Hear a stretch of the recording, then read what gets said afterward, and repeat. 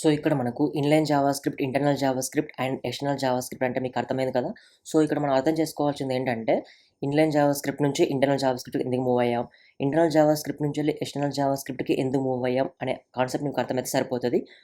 So, ఇక్కడ మనకి ఈ వీడియోలో ఏంటంటే, మనకు వర్క్ స్పేస్ అంతా క్లీన్ చేద్దాం. ఓకేనా? మనకు అవసరం లేనివన్నీ డిలీట్ చేద్దాం. సో, ఇక్కడ .js ఫోల్డర్ మనకు అవసరం లేదు. సో, అది డిలీట్ చేసేద్దాం. అండ్ ఇక్కడ style.css అవసరం లేదు. అది కూడా డిలీట్ చేద్దాం. అండ్ above.html కూడా అవసరం లేదు. అది కూడా డిలీట్ చేసేద్దాం. సో, ఇక్కడ నేనేం చేస్తా అంటే, మనకిక్కడ ఇండెక్స్డ్ HTMLలో చాలా అంత ఉంది కదా! సో, అదంతా రిమూవ్ చేసేసి, ఇక్కడ నేను ఫ్రెష్‌గా స్టార్ట్ చేస్తాను. ఇక్కడ నేనేం చేస్తా అంటే, జావాస్క్రిప్ట్ అని రాస్తాను. సో, ఇక్కడ రాసేసాను. అండ్ ఇక్కడ నేను ఒక హెడ్డింగ్ పెడతాను. జావాస్క్రిప్ట్ ట్యుటోరియల్స్ అని పెడతాను. సో, అది ఉంటే సరిపోతది మనకు.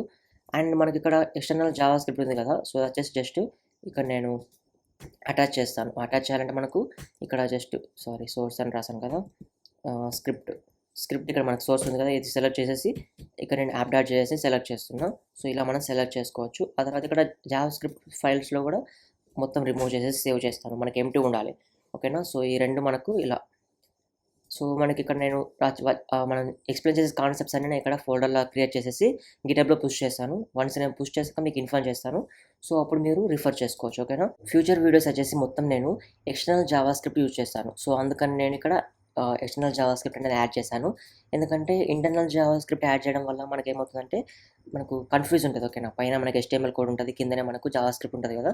సో, స్టార్టింగ్ కదా మీకు. సో, అందుకని కొంచెం కన్‌ఫ్యూజ్ ఉంటది. సెపరేట్ ఫైల్ మెయింటైన్ చేయడం వల్ల క్లీన్‌గా ఇక్కడ ఏమి ఉండదు. ఓన్లీ జావాస్క్రిప్ట్ కోడ్ మాత్రమే ఉంటది కాబట్టి, సో, మీరు ఈజీగా అర్థం చేసుకోవచ్చు కోడ్ అనేది. సో, అందుకని నేను ఎక్స్టర్నల్ జావాస్క్రిప్ట్ అనేది యూజ్ చేస్తాను మొత్తం త్రూ ఔట్ ది కోర్స్.